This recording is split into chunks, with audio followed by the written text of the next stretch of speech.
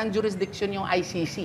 But granting for the sake of argument na may jurisdiction yan, recognition of a warrant of arrest, foreign warrant of arrest, is different from enforcement of a warrant of arrest.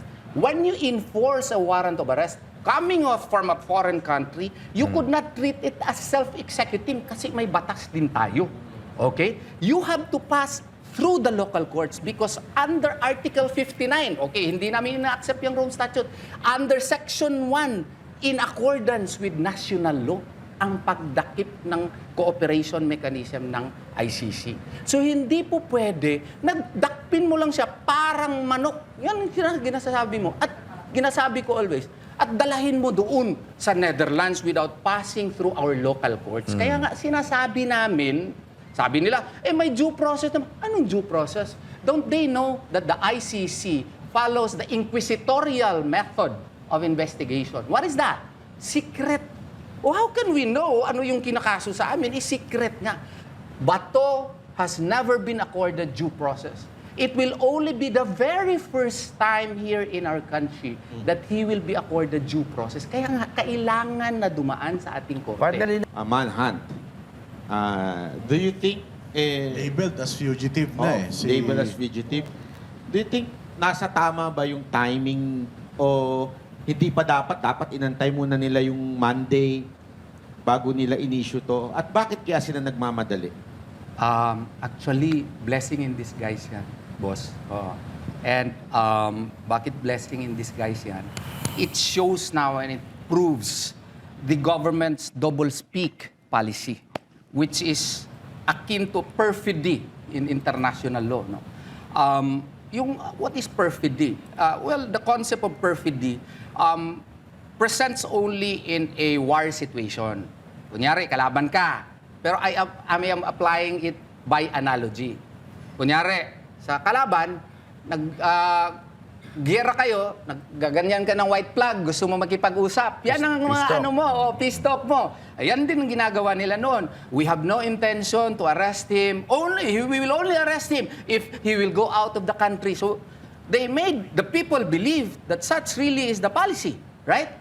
But what they are doing actually, ang NBI nandun na, morning pa lang nandun na, okay? Iba yung sinasabi, iba yung gustong gawain. What is that? Double-speak policy. Now, naglabas lang ng TRO, wala pang ang order, lumabas na ang totoong kilay nila. Oo. Hindi kulay, kilay. Oo. Kasi yung kilay nila pala talaga, ito na. Dakpin talaga nila si Senator Bato without going through the local courts. Ito, iba kasi ang aming, the people will understand that we are an independent country. We have our own sovereignty. And as such, we have our own 1987 Constitution. Ano na natin yung jurisdiction, kasi principal argument namin, wala nang jurisdiction yung ICC. But granting for the sake of argument na may jurisdiction yan, recognition of a warrant of arrest, foreign warrant of arrest, is different from enforcement of a warrant of arrest. When you enforce a warrant of arrest, coming off from a foreign country, you could not treat it as self-executing kasi may batas din tayo.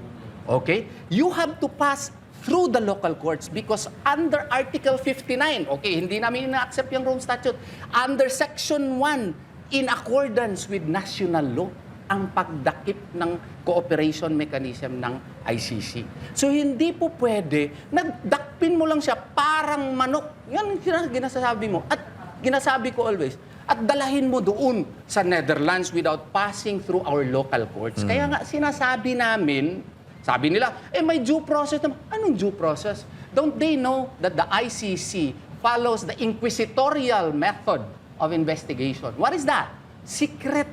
How can we know ano yung kinakaso sa amin? Is secret nga.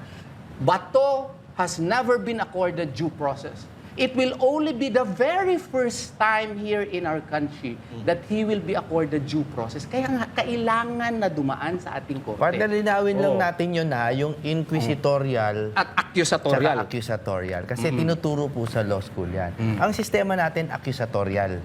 I accuse you, sumagot ka, magtalo tayo sa piskal, pagpalagay ko may probable cause, kasuhan kita.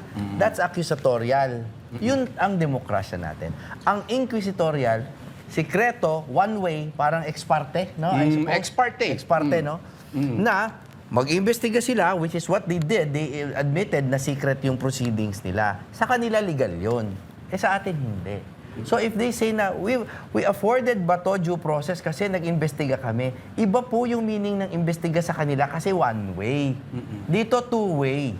Pero ang binabangga kasi nila doon sa Article 59 ng Rome Statute, yung R8 9851 sa Section 17. Okay, magandang Kasi usapan bakit yan. daw Magandang natin usapan sinusunod yung Rome Statute, wala na nga tayo doon. So, ito sa 9851 ng RA is sa Section 17, pwede isuko nandun. Hindi. Ganito kasi yan, sir. Mm. Release namin yan when RA 87, RA 9851 was passed in Congress in 2009. And we found out that in February and in March of 2009, there was a deliberation. Marami yung iba-ibang senador, but let's fast track. During the deliberation of Senator Ligarda as well as Senator Gordon, there was a question, how would we implement surrender mechanism? Would RA 9851 be enough? According to Senator Gordon, no, that's not enough. Okay? There has to be a law that would provide more teeth to the provisions of surrender. So meaning, it is not self-executing. And I will prove you why. Because Sections 17 states of two mechanisms, surrender or extradition. Extradition, we have a law, PD 1069. As to how to, law is not enough. There must be rules of procedure. There is a rule of procedure promulgated by the Supreme Court. Alam natin kung saan i-file, RTC. Alam natin kung sino ang mag-file, DFA through DOJ. Alam natin yan. That is provided in a rules. Sa surrender, meron ba? Wala. Why? Because we did not, according to the deliberations in the Senate, we did not copy Part 9 of the Rome Statute, which is the cooperation mechanisms. So therefore, the cooperation mechanisms of surrender under the Rome Statute, hindi natin kinopya. It is up for us to provide the procedural mechanism, pero hindi natin ginawa. All constitutional democracies, be it Italy, United Kingdom, France, Belgium, all provided their own procedural mechanism as to how to implement surrender. We are the only most unique country which would allow our own national to be surrendered right away without going through courts. Their jurisprudence, we have. In Italy, for instance, El Masri, the El Masri Nassim case, he was a Libyan in 2002, arrested via an ICC warrant. What did Italy do? Even if he was a Libyan, Italy entertained his petition, deliberated upon it, and it was found out that his rights were not respected. He was released, but eventually deported to Libya. Ivory Coast, dalawa lang ha, because there are 21 other cases. Dalawa lang, Ivory Coast, the Simon Gbagbo case. Also, there was a foreign warrant of arrest. What did Ivory Coast? They insisted, the Ivory Coast courts gave him his day in court and decided, we will not surrender it to the ICC. Did ICC protest? No. Because in their own rules of procedure, in their own statute, they will respect the national choice. Pero there's an counter-argument of a lawyer. Sabi niya, yung surrender is already the procedure. Kasi wala na daw parang, kaya nakalagay naman na daw dun, surrender. So definitely surrender. Ito, kasaysayan na lang. Kasaysayan. Madalas po, di ba, may treaty, may tratado sa global community. Yung parang nagkakasundo sila na, ayaw na natin sa war crimes, ha? Parang ganyan, no? And then, yung mga bansa, after, gagawa ng batas para isakatuparan yung gusto ng treaty. Okay, yun po yung karaniwan. Baliktad ang nangyari dito, ha? Ang nangyari dito, nung 2010, nauna yung 9851. Wala pa tayo sa treaty, hindi pa natin na-ratify. Pero aware na sila sa treaty. So, ibig sabihin, ginawa yung 9851 independently sa Rome Statute. Bakit ginawa?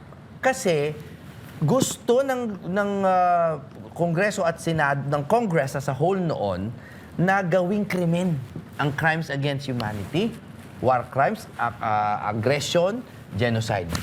No? So, naging crime na siya dito. Bakit? Kasi dati hindi.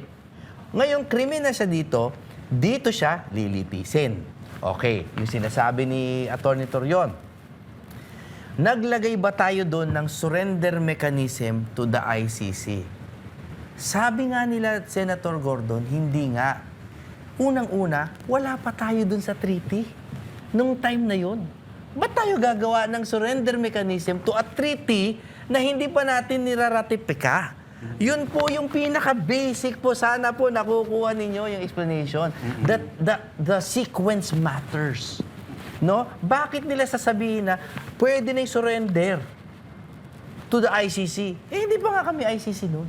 Sino may kasalanan at bakit wala pa yung procedural mechanism? Ng No, hindi siya kasalanan eh. I think it is clear legislative intent na dito litisin. Meron pong clear legislative intent.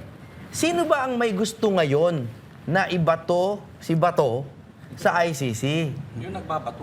Hindi naman pero hindi naman yung legislature. At least that's not what their laws say. Their laws do not say that. It's the executive na gusto ibato si Bato. As a matter of fact, sir, if they just read the transcript of the Oo, minutes of basahin the nyo. meeting, Parang awa nyo na. RA 9851 was enacted to fortify, strengthen our criminal laws such that any violation of crimes against humanity, war crimes, genocide can be tried here. That is the purpose of that law. O isang basic ha, meron yung sinasabi namin na sa mga criminal law books, criminal law 1, yung nullum crimen, nulla Nulla pena pena sine sine lege. lege. Ang ibig sabihin nun, there is no crime if there is no law criminalizing it. Ibig sabihin, banat by, kaya ka lang makukulong pag may pinatay ka. Kasi nakalagay sa RPC na bawal ang murder tsaka homicide. Kung wala yon, hindi ka pwede ikulong. Kahit masama pa yan sa relihiyon mo o whatever, there has to be a law that criminalizes it. At dati, ang genocide, ang crimes against humanity, etc., yung 4 na core crimes sa ICC, hindi krimen dito. Ginawang krimen dito. Doon sa Sa 1951. 1951. Para i-trial dito. Para i-try dito. Yan ang purpose ng RA 9851. Kaya walang surrender doon. Kasi, ang nakalagay doon, dito. Tsaka, okay, sabi nila, surrender. Okay. Pag magdakip ka kasi ng tao, constitutionally, daan talaga yan sa korte. Because you are depriving liberty. Hindi po pwede na ang executive department lang ang mag-determine. Dictatorship yan, dictatorship yan. The Bill of Rights was specifically enshrined, no, in order to protect us from government excesses. Kaya nga sinasabi ko, between a leviathan of governmental power and the individual lies a shield, and that shield is the Bill of Rights. And what is my further basis? Treaty law. If you look at the International Covenant on Civil and Political Rights, Article 9 thereof, in cases of arrest, we are a signatory to that in 1986. And we have to follow that. In cases of arrest in whatever jurisdiction, that person arrested has to have a judicial recourse. Not only that, Articles 8 and 9 of the Universal Declaration of Human Rights, of which we are likewise a party, mandates judicial recourse also. So our basis is not only the Rome Statute. We do not even recognize it. Our basis is the Constitution, treaty law, customary international law. Kaya nga, sa aking palagay, kung maging open lang yung mind natin at mangyayari yan sa kanila. O, yung nagsabi na the law does not distinguish. Judge daw, any judge, it contemplates a foreign judge. O, tingnan natin kung may Chinese warrant of arrest. Tapos, ikiha siya, especially yung tao na nag-demean kay yung leader. Kidnapping. Yung nag-drawing ng karton. Okay. Ipatrial natin yan. Pa-issuehan natin ang warrant of arrest doon sa China. Tapos i-implement natin dito. Sabi ninyo the probable cause can be determined by any judge. I-implement dito. Tingnan natin kung papayag ba sila. That cannot happen simply because of the fact that when you involve deprivation of liberty, that constitutionally belongs to the judiciary, and judiciary in accordance with Ho versus People, the determination of probable cause for purposes of warrant of arrest can only be determined personally by the judge. And that power is non-delegable. Hindi pwede matransfer yan maski sino. That is likewise the case of Salazar versus Achacoso. So we likewise have jurisprudence on our side. Constitution, jurisprudence, treaty law, customary international law. Pero itong, kasi ang medyo nagiging problema ngayon, yung batas na ginawa ng legislative branch, ini-execute ng executive branch Yun. na medyo sumasablay. I know, hindi ko sure kung kaya nyo sagutin to, but do you think it's about time for the Supreme Court to come in and say, this is how to interpret that law?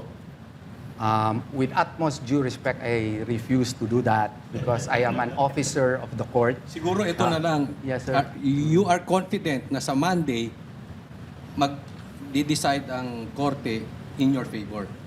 Hindi pa. Kasi they already decided 9-6. What we are just awaiting TRO is yun. sa TRO pa lang yun.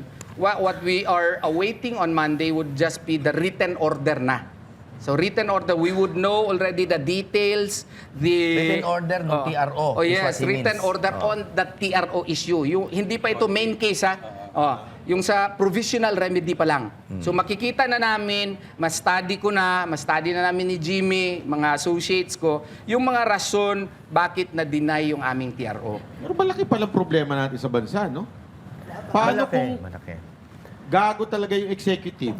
Sorry pero... Basta, paano kung talagang gago yung executive na magpapatupad ng batas? Yan. Sige, let's discuss that. Kasi po, yung sinasabi ni Atty. Bobet kanina, across all constitutional democracies, ni isang bansa, wala po yung executive matik pwedeng magpa-huli Matic. I like the word. na matik Executive lang. matic. Oh. No? Walang ganon. Kasi kahit gaano ka makapangyarihan, basta constitutional democracy, we're not talking about the other forms of government, ha? Sa demokrasya, dadaan pa rin. Kahit si Trump ka pa na ganon kalakas, idaan mo sa korte yan.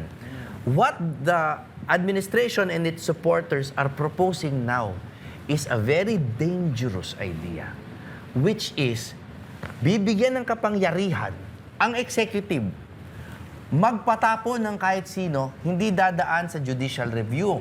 Can you imagine the consequences? And look at the absurdity. Kapag ikaw, Banat Bay, may kinasuhan ka dito, may gusto kang padampot, o kaya kahit gobyerno may gustong padampot, based on a local charge, kunyari drugs, dadaan pa sa piskal yan, di ba? May preliminary investigation, di ba? May sagutan, ifa-file sa korte, titingnan ng korte kung may second probable cause, kasi yung una sa piskal, kung may probable cause dito, under yan. Tama? Basta, mahabang proseso yan. Ang haba, di ba? Hindi ko nga ma-explain dahil masyadong maiksi ang oras natin. Pero kapag sa ICC, walang ganun. Can you imagine the absurdity of that na di ko type yung mukha nito crimes against humanity ko kaya yung pagmumukha nito. Attorney, sabi kasi nung nag-interview sa yung Bastos, Hindi naman. tawag dito, hindi daw kaya ng korte natin. Sabi ng DOJ, Yeah, that's a kaya very pumasok dangerous daw tong yung ICC. Pero bakit pag si Bong Revilla, kaya nila? Bakit kapag sila Pangulo, sila Enrile dati, kaya nila? Di ba? Sila Jinggoy, kinasuhan nila. That's Bakit yun dangerous, kaya ha? nila? Yung hindi kaya daw? Oo, yes. It is a proclamation based on nothing. Ako rin, may na-answer na ako na, you are underestimating the intellectual capacities of Filipinos. Filipinos are known to be highly intelligent in whatever jurisdiction that they may be placed in. And as a matter of fact, when you place a Filipino abroad, they tend to shine. And their brightness is such that everyone can notice the same. So I don't think that we cannot do it. If we have the political will to do it, we can do it. It's only that our administration now has a different political will. And sad to say, maybe the political will is to extend its term and perhaps continue their reign in power. I may be mistaken, but that's how I feel. Pero, attorney, ang akin kasi, ang iniinsulto nila, hindi lamang yung Pilipino as a whole. Para sa akin po, Supreme Court ang iniinsulto nila doon, I don't know why wala pang sumisita doon, no? Kasi para na rin nilang sinabi na kayo sa Supreme Court, Di nyo kaya to. That is completely untrue, una sa lahat, and it is also completely disrespectful. Lalo na, at ito, tinatrabaho nga nila, nagpapile ang OSG ng comment, umagana naman, di ba? Nagbabalikan tayo ng sagot. O bakit hindi gagana?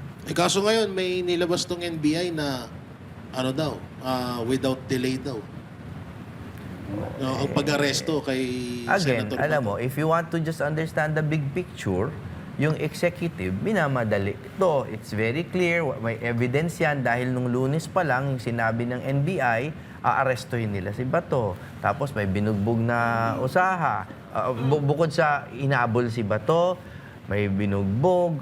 Tapos di umano, may mga naririnig na lumilipad di ba doon, di umano yon kasi walang reports. Pero I got that from a reliable source.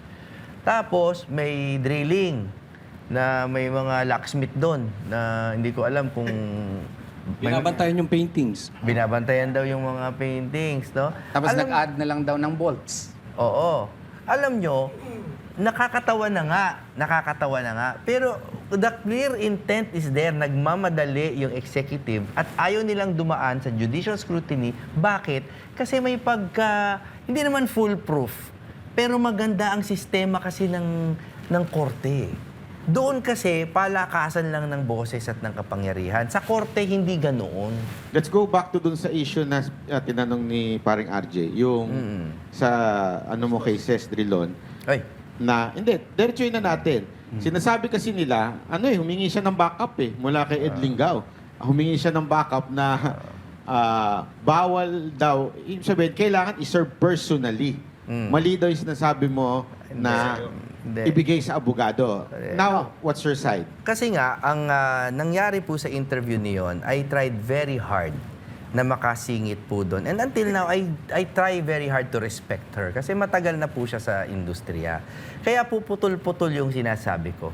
Sa dami po ng mga interview na ginawa ko, sinabi ko na kung si Trillanes, binibigyan nyo ng kapangyarihan na mag-serve ng warrant, delikado yan. Eh di ako na lang. I've been saying that kami na lang ang magsaserve. Bakit? Kasi hindi naman ito local warrant. At it is not even a foreign warrant validated by the local courts. It is simply a questionable foreign piece of paper. Kaya ang sinasabi ko, bakit nyo isa-serve na suhulihin nyo? For the safety of my client, wag na kayo. Kung pwede rin lang si Trillanes, ako na lang. Kaso, before I could even make that slightly humorous but challenging point, naputol na ako. Pero Wala na attorney, daw time Wala nakita nang mo na time. ba? Oo. Nakita nyo na yung warrant? Kasi di ba, hinihingi, di ba? Actually, nakapost na sa ICC, nung unsealed na daw nila, nandun na daw. Pero attorney, ano ba ang proseso talaga dito? Kasi may argumento din na si Senator, yung issue ni PRRD, may involvement ng Interpol. Etong kay Senator Bato de la Rosa, walang involvement ng Interpol Ano ba talaga yung proseso? Sa simpleng paliwanag, from ICC mapupunta sa Interpol, then PCTC, then what's next? And then, after PCTC, sa aming pag-understanding na, and if it is processed already, then they can, transpose it, inform the different law enforcement agencies. Doon kasi, at that time, in May 11, wala pa yung nagawa. Oo. Kaya nga, I would lawyer for my very good friend and my law partner, at that time, may punto talaga siya. Because in the first place, we do not have the procedural mechanism Wala nga nga. in the Philippines as to how to serve the said warrant of arrest. Yun nga. So, kumbaga, how can it be that a private person would serve a warrant of arrest when there is no proof that he has been deputized by the ICC to serve such warrant of arrest? Has he been appointed as a sheriff of the ICC? There is no proof of that. Attorney, i-follow ko lang sinabi niya. Yung so pag binigay na dun sa Interpol, okay na ba yun? Hindi, PCTC pa. Okay. PCTC. Supposedly, ang aming argumento doon, yung PCTC, kasi nga, yung foreign divorce decree nga, pinapapasa pa natin doon sa RTC for petition for confirmation of foreign judgment. Okay? So, ang sa amin doon, it would be the job sana, if there is a procedural mechanism, suggestion namin, idaan yan sa local court ng PCTC. idaan yan kay para ipa-confirm muna, and even if we will be quarreling as to what will be the procedure. And why will be quarreling as to what will be the procedure? Kasi nga, hindi kayo nagbigay ng procedural mechanism as to how to effectuate surrender, di ba? Kung i-follow natin yung hindi namin nare-recognize under Article 59, shortened version yun. 3 questions lang yun.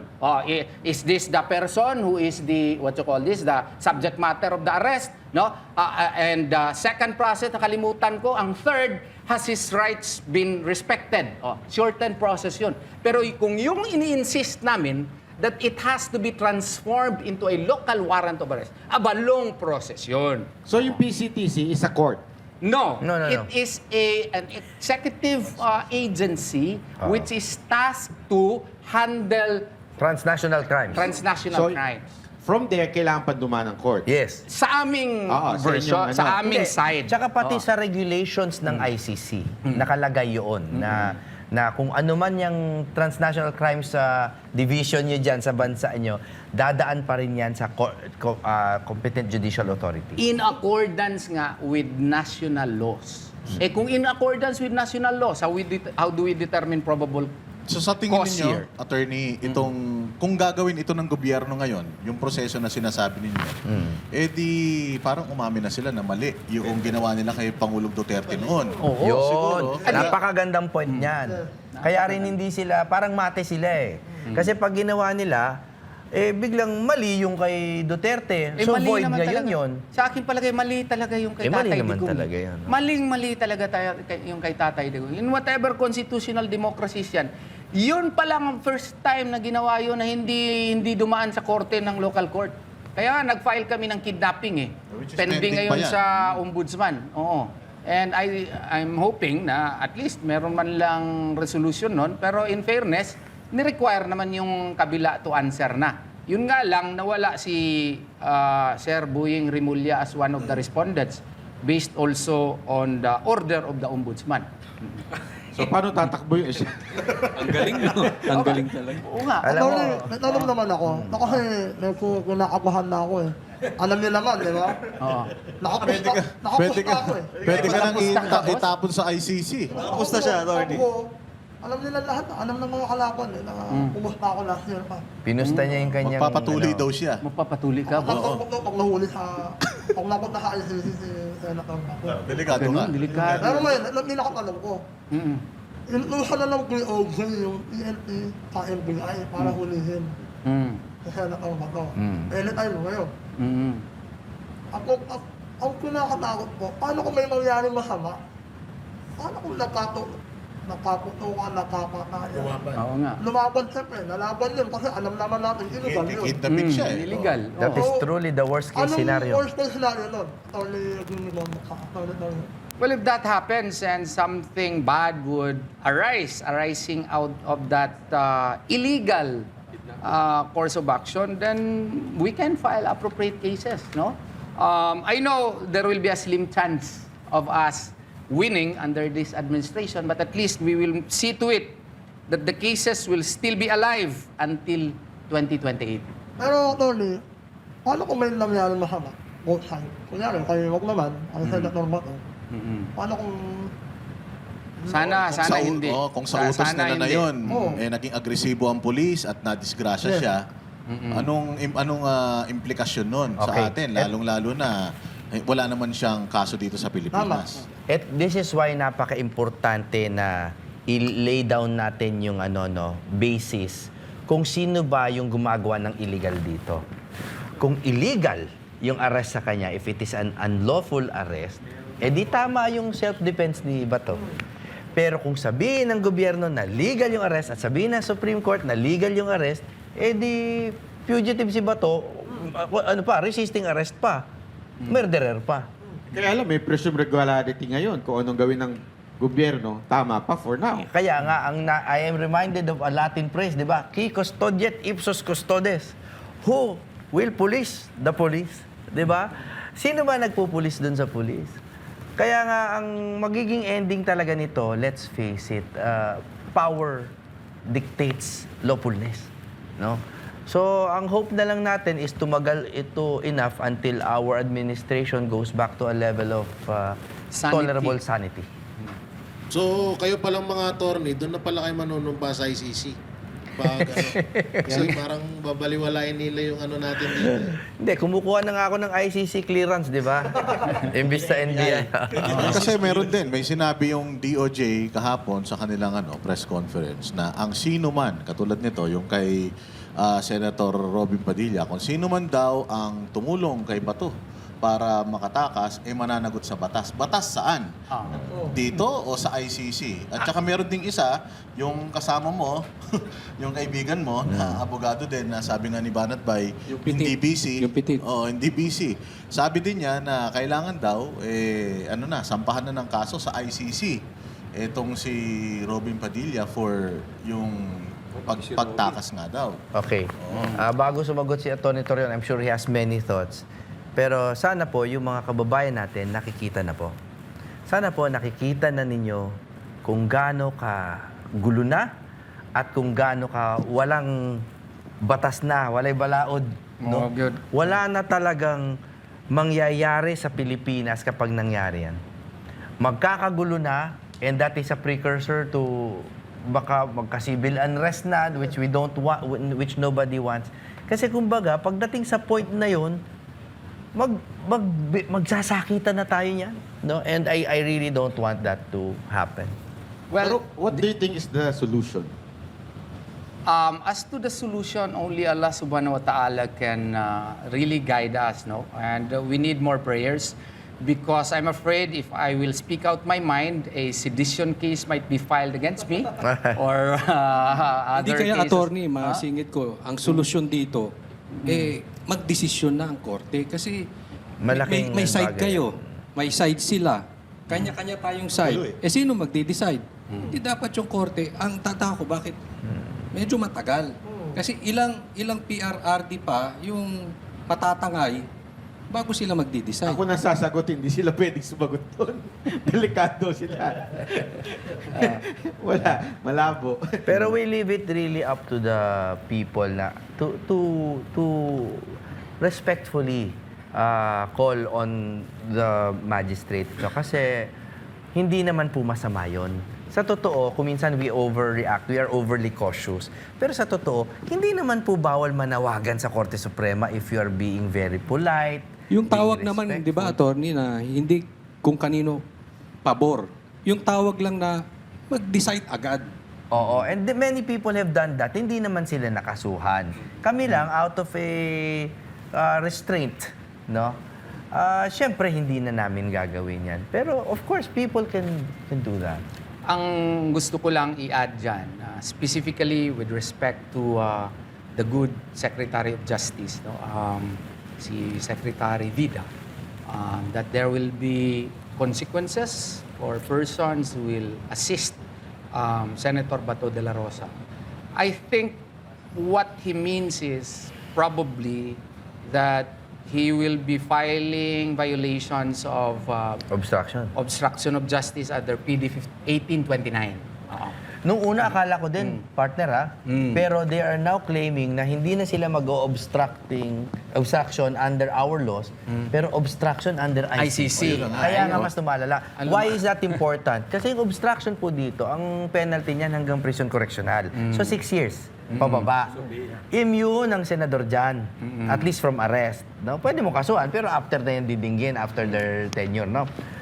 So, ibig sabihin, si Senator Padilla, hindi po yan pwedeng makulong for obstruction habang nakaupo siya. Kung 1069 ang gagamitin natin. 1869. Iba pala yung 10. Pero, pag ginamit nila yung ICC obstruction, again, no holds barred na naman. And why do we want this? Again, it is pagmamadali. naman tayo ngayon. Oo nga eh. 4 branches Pero under na. PD 1829 kasi, sa akin is, it assumes there are 5 modalities of committing a violation under PD 1829. But all of which presupposes that you have committed a crime. Dito Correct. wala namang crime eh. Nasabi na nga ng aking magiting na partner, yung konsepto, nullium crimen, nullia puena sine lege. there is no crime when there is no law punishing it. What crime has a person committed when there is no crime here in our country? And if they will charge it in the ICC, ayan, iba na naman yan. Kasi nga, March 17, 2019, hindi na tayo party doon sa ICC. So how can that person commit a crime for a treaty of which we are no longer a party, and today is already 2026. So whether you charge him for a non-existing crime in the Philippines or an alleged crime in the ICC, that cannot attach to my humble mind simply because of the fact that here there is no crime and we are no longer a party. The provisions of the statute will only apply within the period of the Philippine situation, which is 2011 up to 2019. So yun po ang ating So sinasabi ni argument yan. DOJ Secretary na yung obstruction na yun is obstruction from the ICC? Hindi nila sinasabi niyan. Pero tayo na lang ang Wala kasing nag-supply ano ng interpretation in order to help the people understand. Kasi wala namang warrant local eh. Yung sa kanila kasi, they made it, I think, intentionally vague. So as to perhaps provide more teeth to their threat to the As a people. lawyer, you can, di ba, pwede naman kayo makipag-usap sa client nyo. Ako, ngayon, si Senator Bato de la Rosa, nung March, kailan nga ba yun? 13 ba yun? Yung March 11 Madaling siya araw. nagpakita, no? So 14 ng madaling araw. Tsaka, the next day, nagkausap kami, sabi ko, Boss, bakit di mo ako kinukontak? Sabi niya sa akin, mahirap kasi yan, Bet. Kaya kung i-text kita, mag-ping yan, matrace yung location ko. O kaya pala, hindi niya ako kinukontak. At saka, di ba KOJC experience natin din yan? Na yung cellphone natin ay... Pero wala naman sumusunod-sunod sa inyo aside dun sa asawa ninyo. Joke lang po. Sa kanya. Wala naman sumusunod sa inyo. I refuse to comment on that because it might encourage them to do that, no? But I hope and pray that wala naman personalan ito. Trabaho lang ito sa amin. Huwag naman kami idamay. Ako, I honestly believe hindi naman yata physical ang threat na nakikita nila sa amin. Pero palagay ko po, sa PR, palagay ko po may konting tumatrabaho, ika nga, sa mga pangalan namin. Walang imposible Okay sa lang. gobyerno to. Lahat gagawin. It's okay. Para lang magipit, pati abogado. Di ba? Oo, pero ako kasi, ang lakas talaga, walang plastika to, ang lakas ng belief ko sa pananampalataya, pare. There is a protection, no, given sa mga may good intention. So I believe that. So bahala na kung ito ending ko, hindi okay lang. Makita ko daddy ko. Torny Bondo, kanina po siguro karugtong ito or talagang bahagi ito ng galaw ng gobyerno kasi sinabi ni Senator Amy Marcos kanina, mabigat itong paratang niya na magkakaroon daw ng extension ang kasalukuyang administrasyon. CONAS. And then, meron daw pangako doon sa mga kongresista para mapapirma nila doon sa impeachment ni BP Sara. Pakipaliwanag Noel nga daw, po. Noel. Pakipaliwanag nga po yung CONAS sa mga kasama kong di nakakaalam. Kasi po, sa Constitution po, naglagay dyan ng article on how to amend and revise the Constitution. Kumbaga, hindi naman yan forever eh. Pwede mo yang baguhin. May 3 paraan na nakalagay doon, di ba? Constituent Assembly, Constitutional Convention, tsaka People's Initiative. No? Ang pinaka-speedy yata, no, brother, is yung Constituent Assembly because it just requires yung mga mambabatas, wala na yung mga referendum, wala nang botohan, wala nang mga percent na boto sa mga tao, sila na lang pwede na nilang i-convene yan. They can sit as a Constituent Assembly. So they want to not just amend but revise the Constitution, no? Hindi ang amendment maliliit na pagbabago, no? Ang revision yung talagang mababago na yung Constitution as a whole. Some people think that term extensions are mere amendments, no? Pero palagay ko hindi nila gusto mag-term extension lang. I think they want to change the form of government. Yes. Yes. No? Baka magka-prime minister na tayo, which by the way, under other circumstances, is actually a good idea. 'Di ba? Pero in this case, yung iuupo nilang prime minister, hindi naman natin gusto. So this will be a grand revision of the Constitution by powers who will be appointing themselves as powers with extended terms. Kawawa naman po ang inang bayan. So, ibig sabihin, yung CONAS, yung mga mambabatas Oo. ang magbabago. Yes. Ngayon, dahil sa CONAS, mag-extend ang plano. Kung yun ang sinasabi ni Senator So, Raimi. ano ang relevance ni Bato doon sa Noel na sinasabi ni Amy? Well, ang relevance because of the high voting requirement. Yes. No? If they would propose a constitutional assembly, that would require a three-fourths Three-fourths vote of all members of Congress. Super majority yun. So, there is even an ongoing debate until now as to whether or not the three-fourths vote will be sourced from the House of Representatives or the Senate. Yan. So, perhaps, Voting ang jointly kanilang, or voting separately, yan, voting jointly or voting separately. Perhaps, yung kanilang theory dyan, Congress So it should be voting. The senators should have equal votes with the congressman, no? Despite the fact that we have two houses of Congress. So they might force that issue and propose amendments to the 1987 Constitution, revisions to the 1987 Constitution, and then later on, submit it for ratification to the public for in a plebiscite called for that purpose. Pampasimple. That's one of the acknowledged faults or gaps in the Constitution, yung voting jointly or separately. Kasi di ba dalawang bahay? Lower house, upper. Nakalagay lang doon, 3/4 of the vote of Congress as a whole. No? Hindi nila sinabi kung 3/4 pag magkasama or 3/4 nito, 3/4 nito. Yan. Kasi pag 3/4 magkasama, ang hina ng kapangyarihan ng Senado dyan. Di ba? 24 lang sila Ang 24 dami lang. ng mga congressmen. Or pwede, which is parang seemingly more logical and more accepted by at least some of the professors I had, 3/4 ito, 3/4 dito. Yun ang dapat. Yun ang dapat. So sa tingin nyo, like Bato, sabi nyo nga, paramihan ng labanan, di ba, sa Senate. Sa tingin ninyo, Bato is just the beginning ng pagbabawas ng Senado? think- Hindi palagay. Hindi palagay kasi may mga threats na against Senator Bongo. Di ba? So the threat is real. And as a matter of fact, it's no longer imagined. No?